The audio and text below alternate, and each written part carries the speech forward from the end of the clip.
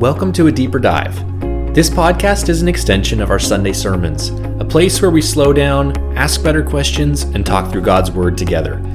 Each episode, we'll revisit ideas from Sunday and spend time on the parts we didn't get to fully unpack.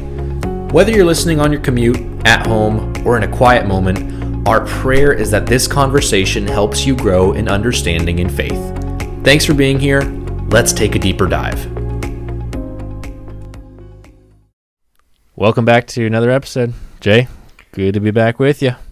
Yes, Eli, good to be back and ready to dive into the text. Yep, we got Genesis 13 through 14 literally on the table. We got a lot of trouble to go through. That's right. So that's it. It's a good little pun there. Okay, so 13 and 14, we get a large account from Lot and Abraham at this point. Mm-hmm. Now, at this point in the story, still Abram, but still Abram. Abraham for the sake of conversation, not going back and forth. How does this section fit within kind of the larger narrative that we see with Abraham? Yeah, so this is getting us back into the theme of really the land, mm-hmm. and if we think deep enough, also the offspring. Yeah.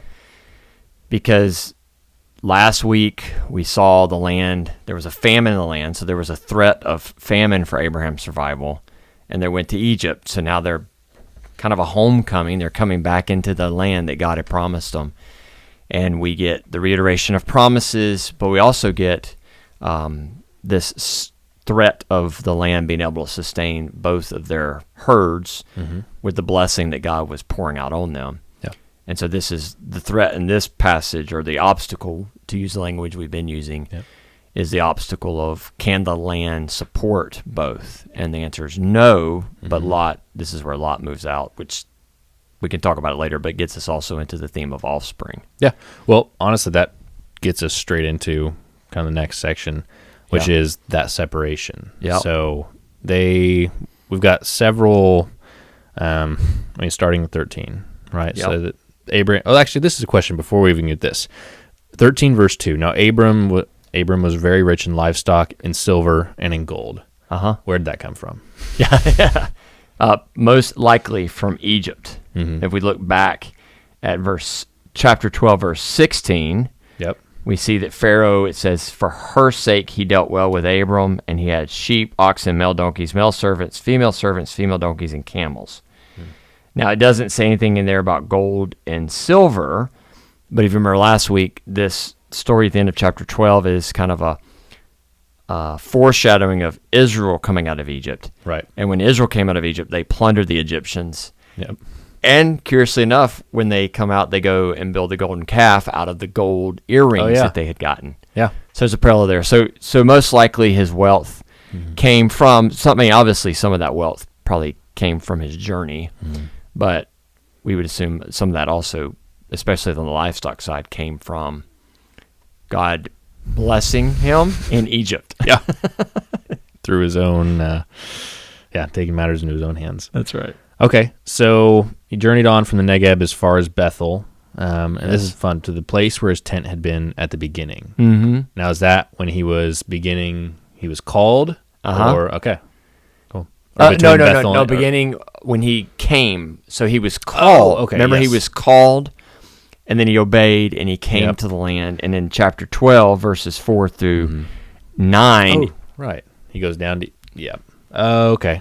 He does a tour of the land. So his first mm-hmm. stop in chapter 12 was Shechem. Mm-hmm. But his next major stop was between Bethel and Ai, and that's where he camped. He pitched his tent, and then he also built an altar there and called upon the name of the Lord. Yeah. So that location, we might say, was a huge stop for him on his way up before he journeyed to the Negev, which is south of there. Okay.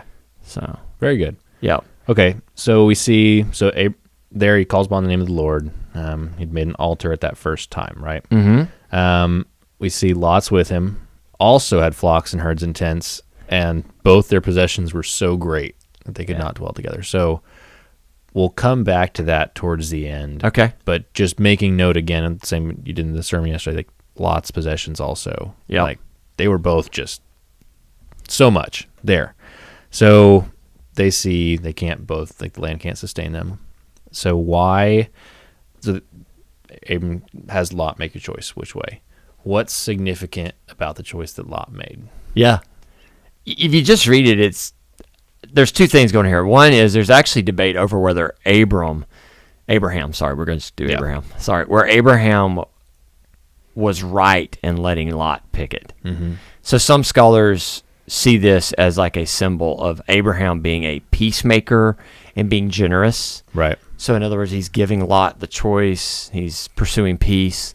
And then some scholars see it as actually Abraham almost like threatening to lose the land because he made a foolish offer.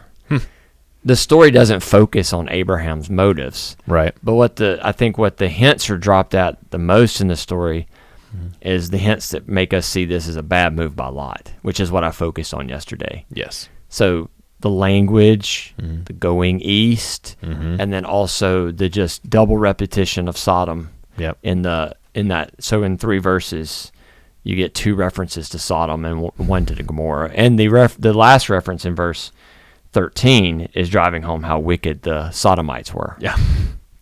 So it's really, there's so many hints in the story that Lot moving to the Jordan Valley, even though it was like the Garden of Eden, well watered, it was a bad move. Yeah. For that. So that's what I tried to drive home yesterday in the sermon. Yep. Well, and there's also the saw and chose from, yeah, it was just this looks good. Yep. I'll take that. Yeah. So yes, so that the key is he chose for himself. Right. Again, is that bad language? No, but it's loaded language coming out of Genesis 6. Yep. Where the sons of God, when they are taking to the daughters of men, they choose the ones that they wanted, and so, which is an act of rebellion. And so it appears here that same at author least foolish. is going to use same language. Yeah. Okay. So as far as application goes, and we went into it yesterday, but what would be how do we avoid putting ourselves in like a Lot scenario where we got 2 options, and in that case, a pretty clear lot of, this looks better, but how do we take that into our own lives? Yeah, I think it's what I drove home yesterday was this idea of viewing life through the eyes of faith versus the eyes of the world or the flesh. It really is for us a moment by moment decision as well. Are we choosing based on what God has set, to use garden language, what God has said is good for us, or are we choosing based on what we think is good for us? Yeah, because that's Eve in the garden. That's the sons of God, daughters of men in chapter 6. There's this theme in Genesis of evaluating and choosing based on what God has said is best. And so for us as Christians, that's our daily life. I mean, this is, to get at the very basic level, this is Paul saying, live by the Spirit and put to death the deeds of the flesh. I mean, that's kind of where we get this 2 paths thing. You're living by the Spirit, submitting to God's will, his kingdom values versus the flesh, and that's just doing what's right in our own eyes. Yeah. Or doing what our culture thinks is right. Yes. So I tried to give some examples yesterday I try to hit kind of each age group. But I mean, this is just as simple as also at a very basic level, just thinking of how we daily do simple things like, when I get up, is my first kind of thought, is my first reaction to get time with Jesus, or do I immediately go to my to-do list? Or maybe you're a night person, and so your time with Jesus is best in the evening. So do I get time with Jesus, or do I pull out the remote and watch my favorite show?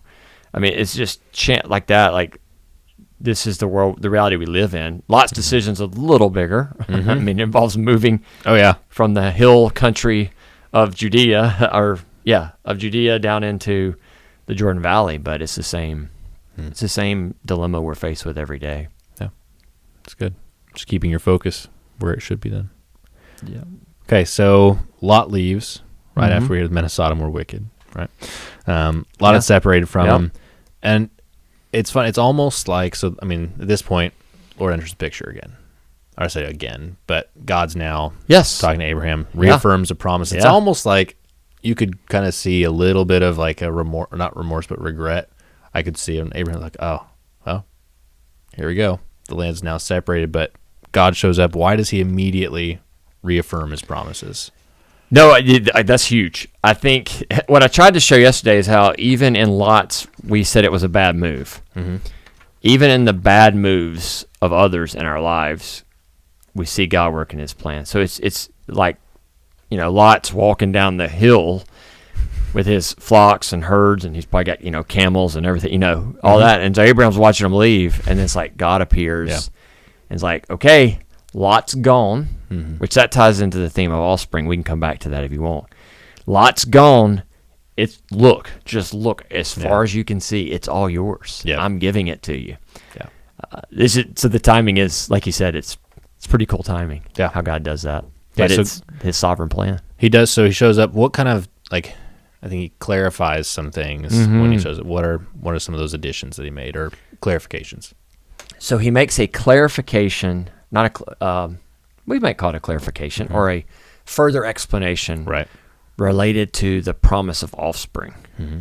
So this is the first time, if you look at verse, where's it at? Oh, verse 16. Yep. This is the first analogy that we get. Because in chapter 12, he says, I'm just going to make you a great nation. Yep. Well, how great? Well, here we get our analogy of like the dust of the earth. Yeah. And he even explains the purpose of the analogy. Because in verse 16 he says, if one can count the dust of the earth, then your offspring can be counted. Yeah. So the point is your offspring is going to be so numerous, you can't count them. Yep. I mean, you can't count dust.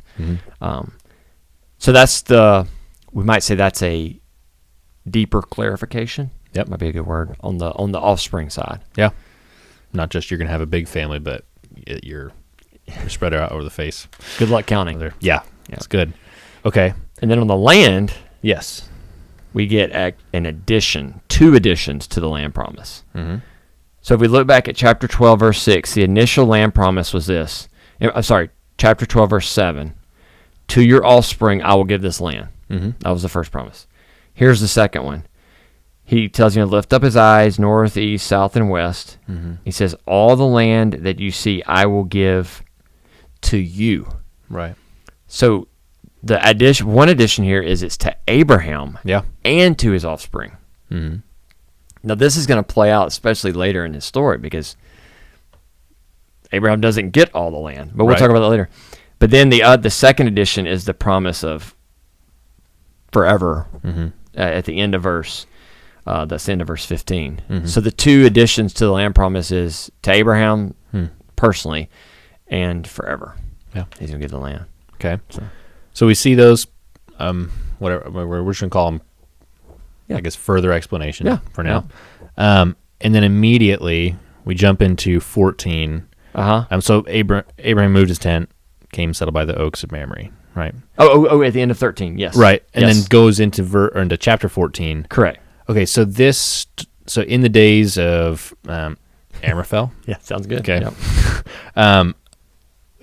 We get all these kings. Yeah. Everyone comes up, and is it important that this follows immediately after clarification or these the additional explanation? Because we're setting up that next piece to the story. I actually think it's important that this comes right after Lot's moving to Sodom. Okay. I'd be honest with you, I think you could take out 14 through the end of the verses, chapter 13, verses 14 in the chapter, and not miss a beat, except for, and you mentioned this, when Abraham moves his tent, right, he settles by the oaks of Mamre, which is a person, right, which is about Hebron. Mm-hmm. So Mamre is one of the three neighbors who went and helped him in chapter 14. Right. So really, that detail's important. Yep. Okay. So it shows two things. One is it's showing the result of Lot's going to Sodom. Mm-hmm. If Lot doesn't move to Sodom, 14 doesn't happen. Yeah. At least in Abraham's life. Like, it doesn't affect Abraham.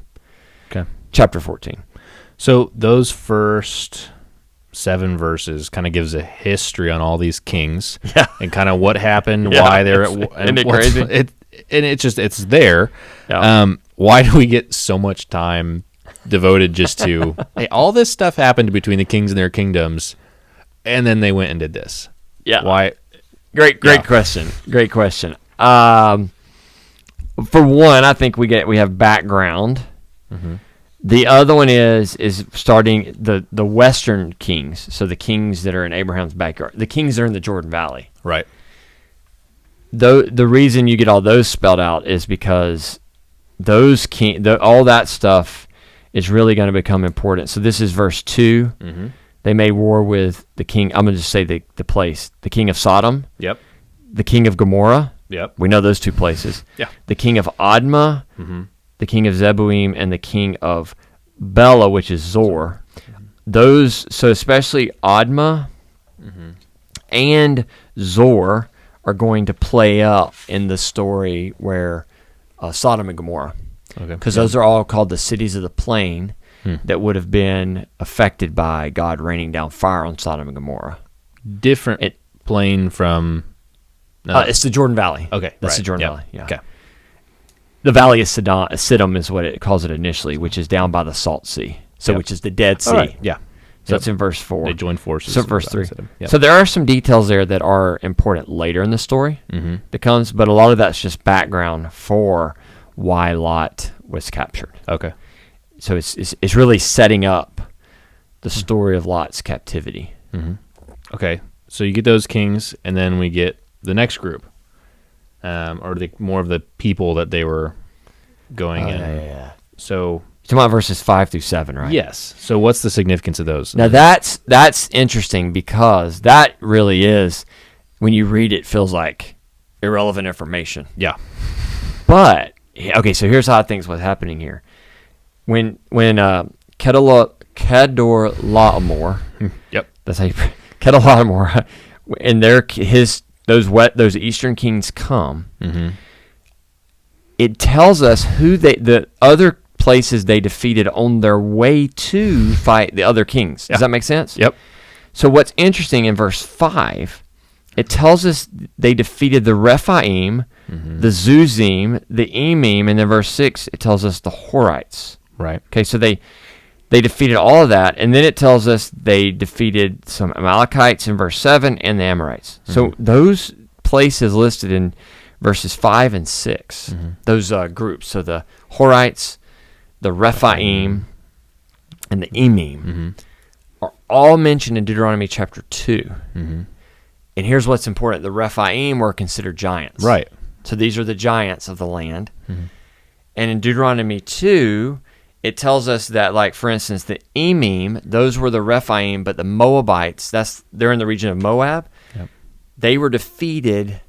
The Moabites called them the Emim. Okay. And the same thing with the Horites. Yes, That's what the Edomites called the Rephaim. So they're all Okay. connected with this idea of the Rephaim, So they're all the giants. the giants of the Yep. land. And I think this is why it's important. This is showing us that these armies, these eastern armies from Mesopotamia when they came in, these weren't pushover armies. I was going to say, they came and took over the giants. That's right. then. They defeated Yeah. the giants, which is what, like in Deuteronomy, the emphasis is that the giants is what scared the spies. Right. In Numbers 13 and 14 and Deuteronomy 1. Yep. But also, we find out in Deuteronomy that Og, the king of Bashan, who Moses defeats, Right. he was the last of the Rephaim on that side of the Jordan. Oh, okay. Yeah. So here it is. So yesterday when I was talking about how Abraham took 300 men plus his neighbors and went up and defeated these armies, I think these verses set us up to show that that was a miracle. Oh, yeah. These are major armies who are defeating the giants who had, great power in the land. Yep. So that's what those verses. So the little details you think are waste, or sometimes like, why is that there? Right. They do pay off. It's showing the bigger significance story. of what of God's blessing on Abraham in that moment of, all right, yeah, you're going to defeat him with 318. 318. Yeah. Crazy. Well, what's crazy is he had 318 trained men in his household. Yeah, and so is there I'm kind of jumping ahead a little bit. Yeah. So he led forth his trained men born in his house. Yeah. Does that mean, these were like basically sons of his servants and entourage that was there? So yeah, it's crazy. They've been with him for a while then. That just shows how big his house was. Yeah. You know what? If we go back to chapter 12, there's a connection there. I'm sorry, not chapter 12, chapter 11, when Abraham originally leaves Ur of the Chaldeans with his dad, Terah. Yep. We are told there that they brought when they came, they brought all. Where is it? Yeah. Oh, where'd it go? I thought it was there where it talked about all their possessions they brought. Oh, no, it's in chapter 12, verse 5, when Abram comes down from Haran. Yep. It says that he bring all their possessions they had gathered and the people that they had acquired in Haran. Yeah. So this isn't, what do you call it? This his household wasn't built overnight. This is he brought many people from Haran and many possessions. Mm-hmm. So he didn't move from northern Mesopotamia to the land originally empty-handed. Yep. So this is just kind of wealth that is accumulated, and also his household has grown. Yeah. Now, would this also be, and this is curiosity, would this have not only been servants, but would it have been a norm of, you have someone like Abraham, of obviously from where he was at before in Haran, great wealth already, power. Would people gravitate towards and then travel with almost as a protection, or as a is there anything with that, or is it just these are the people that were with him? Yeah, off the top I wouldn't know. Okay. I would suspect that probably, like for instance in 12:5, when it says the people they had acquired in Haran, would seem to point towards like servants, like on that regard. Yeah, but I wouldn't.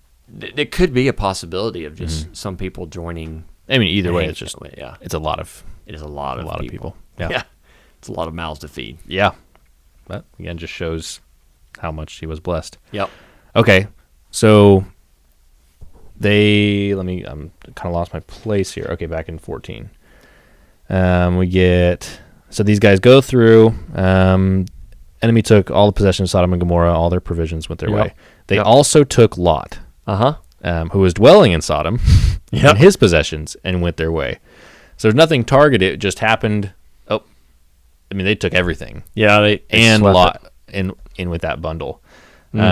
Someone escapes and tells Abraham. Yep. Which is okay. This is just interesting because it's a different title for Abraham. Is there a reason, or is it just clarification? Because this is the Hebrew. Yeah, Abram, the Hebrew. Yeah, this is the first time the word Hebrew appears. Oh, okay. Yeah, because it's based on Eber. Yep. So that's back in the Table of Nations. You remember, I think we said Eber in the Table of Nations, is where the split happened in Shem's genealogy between Peleg. You remember that, and Joktan? Yep. And Peleg was the promised line. So it'd be based on that phrase. Oh, okay. So he's saying he's a descendant of them. That would be the Hebrew basis there. Yeah. Okay.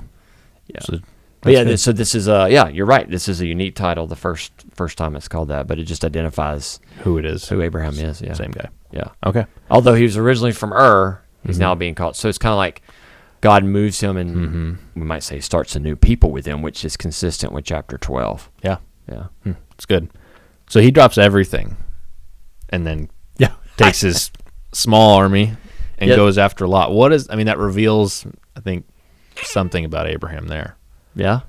In the sense of like he's going, his protection of Lot. Well, after Lot went and said, "Oh, this land looks great. I'll take this. You can take this section," and he just goes after him. That's right. It really shows, I think, again, how Lot is benefiting from his connection to Uncle Abraham. Oh yeah.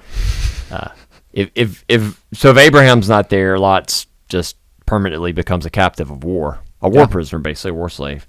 But he comes back and he takes them. He somehow chases those men, because it says in verse 15 he actually uses military strategy, because he hits them at night. He divides his forces, which one commentator I read, actually my Professor John Silheimer, he pointed out how there's some parallels here to Gideon. Oh. Because you remember how many men? Gideon took 300 men. Yeah. And you remember at night he surrounded the army. Yeah. And he did his little lantern breaking and blowing the trumpets. And so the 300, the attack by night, and then the pursuit of them all parallels Gideon. Yeah. And if you remember, the whole kind of theme of Gideon's story is how God kept making him reduce his army so Gideon would know the victory was the Lord's and not his. Yeah. Again, and that reinforces the point of this story. This is God's blessing on Abraham that he's able to defeat. He's not doing this on his own. Yeah. So that's really good. Okay. So as far as application direction goes, we have things come up in our lives frequently that, we don't have an army of men just to pull out. But what is our battle strategy today? The best? Yeah, I mean, if we want to just use battle language, I emphasized prayer yesterday just for this. I mean, this was, a point that I was just I didn't want to major on it. But prayer is the number one weapon. But I think we think battle, we go to Ephesians 6, and we see the armor of God. And the emphasis there is that we don't wage war against the flesh, but against principalities and powers and spiritual forces. And so we're fighting a battle, and we're fighting against Satan and his minions. And so the way we do that is twofold. One is I think the emphasis of Ephesians 6 is on making sure that we are putting on Christian virtue. And I would argue that the way we're doing that is through the Spirit. So those, the shield of faith and all the weapons that we have, the breastplate of righteousness, and your feet shod with the gospel of peace. All those, I would argue, would connect us to the fruit of the Spirit. So what it means to put on the armor of God is that I am daily living by the Spirit, and that God is working those virtues in my life. But then Ephesians 6, Paul pulls out of that analogy of a body armor, and he goes straight in and spends a lot of time just talking about prayer. Yep. And so that's where it's at. I mean, so we don't, it's kind of like you're not going to take on a bully by yourself, and Satan's a bully, and so we're going to get our big brother, right, who's stronger than the bully, and let him take care of him. Yeah. And the only way you do that is go by asking your big brother, and that's the prayer aspect of it. Yeah. Is asking God to fight the battles for us. Yeah. Okay. Well, Big Brother's a good segue into a very interesting part of this story. Yeah, it is. So Melchizedek, why is he such an important figure in biblical history? Gosh, if you just read Genesis 14, you're intrigued, but you don't get the sense that this figure is going to become monster in the biblical story. You see importance. I mean, he's super important here in this story, especially with the contrast with the king of Sodom. Yeah, that we see here. So Melchizedek, because he's a king and a priest, and because he blesses Abraham, and because Abraham pays him a tithe, it just sets us up to say, okay, I don't know much about this person, but I know that Abraham is a big, big deal, and for Abraham to view this guy this way means he's going to be an even bigger deal. Yeah. And then, so that's what happened yesterday as I walked through what we might call the afterlife of Melchizedek. Yeah. Psalm 110 catapults us even further because he connects the king that sits at the right hand of the Davidic king who sits at the right hand of God the Father to Melchizedek. And then the book of Hebrews just takes that and runs with it. Runs. And so that's where Melchizedek comes in. So he's placed in the story beside King of Sodom. He's actually... go ahead. Oh, what are you going to say? I mean, they both come out. He's actually bracketed by the King of Sodom. Oh, yeah, he is. Yeah, both. He's right there in the beginning, and then we see what he does afterwards. Yeah, so we're told that the King of Sodom comes out to meet Abraham, and then it just stops. Yeah. And then it says, and Melchizedek does, and then we come back to the King of Sodom in verse 21. Okay. So if you remember in Mark, I used to joke about how Mark does Markan sandwiches. Yep. Well, this is a sandwich. This is the King of Sodom sandwich Yep. around Melchizedek. Yeah. And it's there to invite us to contrast those two kings. That's good. Yeah. Okay. So Melchizedek comes out, priest of God Most High. He blesses Abraham, and then Abraham gives him a tenth of everything. Yep. Which is amazing. Yep. Does it imply that Melchizedek was, would he have been a known? I mean, obviously this is the first time he's in the story. Yeah. But that Abraham would have known who he was already, or is it just that he blessed him and Abraham knows? Okay, yes, this is what I'm supposed to do. It's just a. Yeah. So we don't know much about what Abraham thought about him, other than he thought highly of him to give him a tenth of all that spoils of victory. Yep. But he's introduced in verse 18 as a priest of God Most High. Right.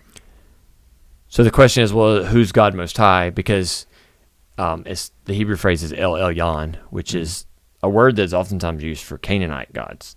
So, however, when you get down to verse 22, we are told that Abraham lifted his hand to Yahweh, God Most High. So by the end of the story, you know that God Most High is referring to Yahweh, Abraham's God. Yep. Which puts Melchizedek and Abraham on the same team. Yeah. Because they're serving the same God. Yep. That's the point at which the who you think Melchizedek is, it just blossomed into this is a really important figure because he is an official priest of the God of Abraham. Yeah. Okay. And I think the blessing in verse 19 and 20 would have indicated to Abraham that who he was dealing with was a faithful follower of possessor, creator of heaven and earth. I mean, just for that alone to be the first and foremost actual descriptor of God Most High, I think that would imply, because most of the other Canaanite gods were not necessarily the creator. Okay. Yeah. So Abraham gives Melchizedek 10th of everything, and the king of Sodom wants, give me the persons, but take the goods for yourself. Is this because these persons were the inhabitants of Sodom? Oh, yes. Yeah, so he wanted basically give me my people back. And then you can take all the other stuff. Yeah. And so a couple of commentators that I read contrast that. You pulled it out just in how you said it.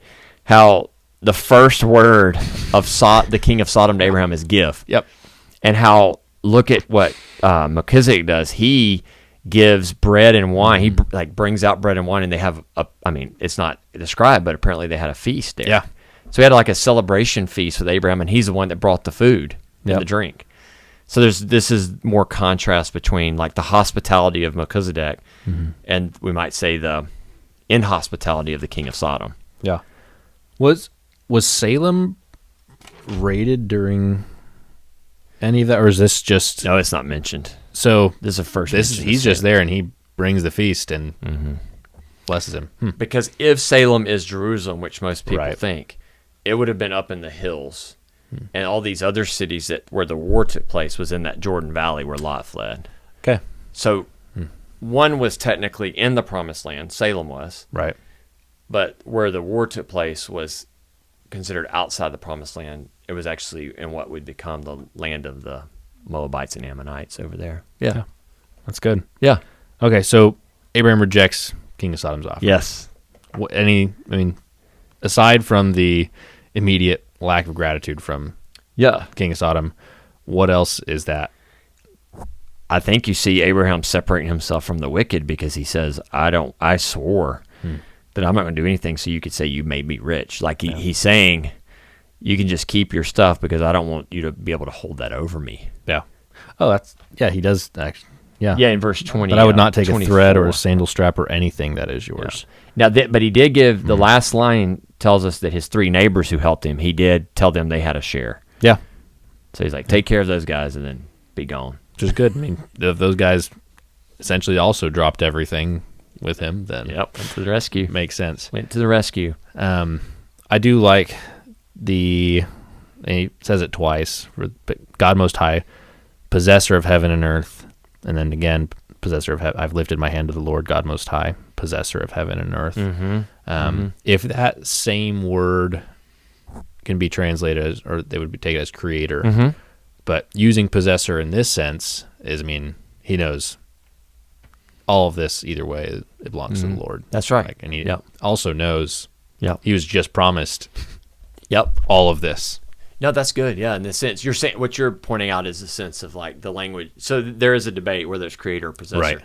To me, that's not as a big deal because if he creates, he possesses. Yep. So both are saying the same thing, but you're pointing that out in the sense of how he's rejecting the riches from the king of Sodom because God's promised to bless him. Right, and he already knows essentially as well. Everything still belongs to him. That's right. But, and that, go ahead. I know. But taking his statement of lest they say I made Abram rich. That's right. Yeah. And that also kind of hooks us back to the contrast we saw between the tower builders and Abraham as well.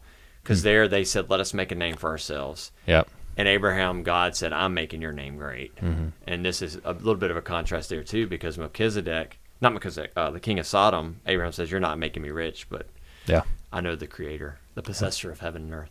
Yeah. It's good. Okay. So closing out in the sermon yesterday, kind of went through how Melchizedek points forward to Jesus. We can go, I mean, there's, I'm sure more we can get into on that if you want to take that direction or. Yeah. So in Hebrews, I mean, so first of all, Psalm 110, which is the passage we read during our scripture reading during the worship, and then also I read the first 4 verses during my sermon. Like I said, that takes the Melchizedek figure, connects it to the Davidic king and victory over enemies. Well, then Psalm 110 actually is the most quoted Old Testament passage in the New Testament. And so what we get with that is this idea that really the author of Hebrews wears it out, because the author of Hebrews is trying to establish that Jesus comes not in the line of Aaron, in the Levitical line. Right. Jesus takes another route in his priesthood, and that is he runs into the priesthood of Melchizedek, which then connects him back to Psalm 110. And really in Hebrews, the author of Hebrews works it from so many different angles that we could talk about. But the end kind of emphasis in Hebrews on Jesus being our high priest is his intercession for us. And so there's really 2 key verses, 7:23 through 25, which I read yesterday. And then Hebrews chapter 4, verses 15 through 16, which I also referenced. So Hebrews 7 tells us that he always lives to make intercession for us. Right. And he saves us to the uttermost. I love that phrase. Yes. But Hebrews 4 emphasizes how Jesus was tempted in every way like we are, and yet was without sin. And so therefore we can draw near with confidence to receive mercy and grace in our time of need. So both kind of Jesus interceding for us passages, kind of the payoff of Jesus as a priest in the order of Melchizedek comes out in kind of 2 angles. One, he saves us to the uttermost. Right. Because he's always making intercession. But the other one is this really comforting passage that when we are tempted, and the emphasis there is temptation, he can sympathize with us because he's been tempted like us. And so he's saying when you're tempted, and it doesn't say, when you fall into temptation or not, but we would assume when you fall into temptation, run to him and find mercy and grace. Because he knows, he doesn't know what it means to sin, but he knows what it means to be tempted like you were. No, so just deep comfort. I think when we went through that is in Gentle and Lowly. It's in Gentle and Lowly. That you're talking about the chapter 8. Yes. And that was just a great reminder for me of, it's easy to, read the gospel and say, okay, here, this is what happened, and then Christ died, ascended, and mine kind of creates a cutoff point from there. And now it's, okay, we have the Spirit, and that's kind of that continuation. That's where I feel like that's what modern Christianity really focuses on, of just, you have the Spirit and living obedience. But I mean, really, and just until recent and going through this, was it kind of that realization of, not the realization, but seeing again, Christ's work isn't done. He's not just sitting there at the right hand, inactive. That's it. Good. He is every moment interceding for us.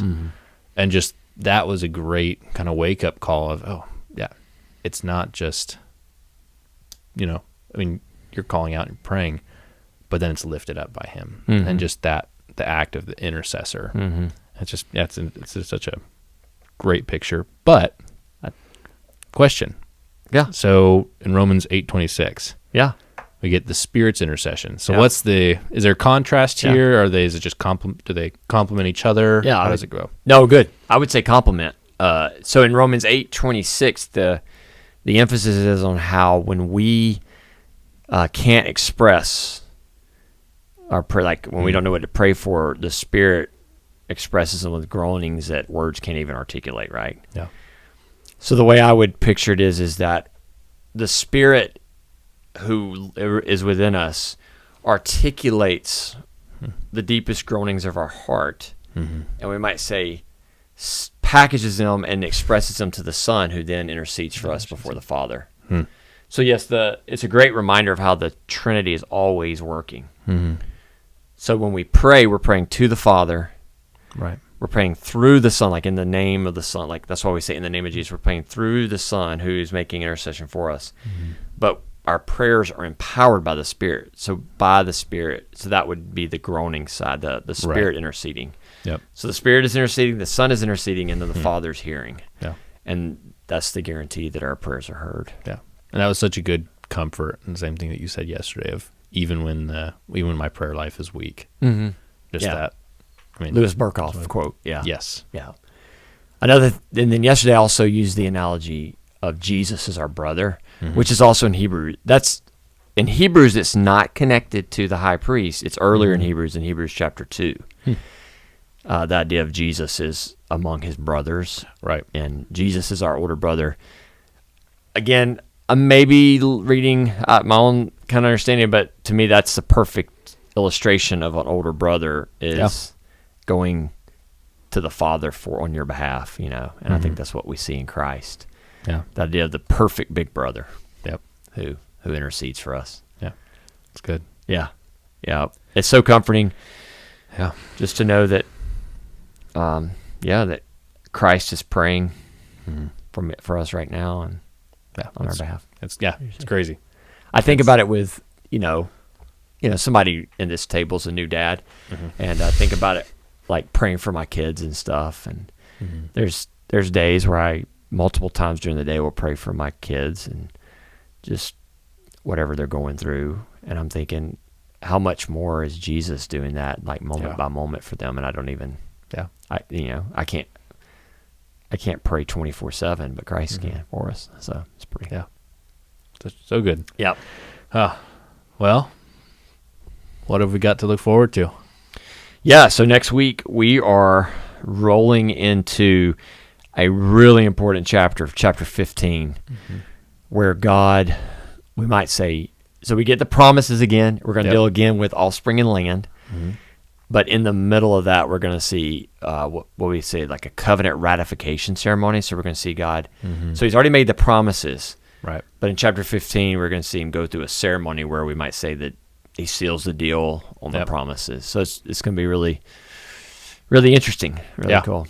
A lot of cutting some animals in half, and get a little some torches passing through those animal halves. It's gonna be fun. Yeah. Okay. So that's next week. God's covenant. I think I'm entitling the sermon. I don't think I am. I'm entitling the sermon, "Trusting in the Promises," because another really quoted New Testament verse, another frequently quoted Old Testament verse in the New Testament is Genesis 15:6, where it says Abraham believed God and it was credited to him as righteousness. So we'll camp out there for a little while. Sweet. This Sunday. Yeah. Okay. Well, it's going to be fun. Hope so. Yeah. Thank you. Thank you. Thanks, Eli. Well, thank you so much for listening to A Deeper Dive. We hope that our conversations have been edifying as you continue to think about the passage that we looked at this past Sunday. Our prayer is that our discussions will help you not only gain a better understanding of God's Word, but that you will also fall deeper in love with Christ, and that your life will reflect Him more and more each day as we both have these conversations and look at God's Word together on Sunday morning. We hope you will join us next time as together we take a deeper dive.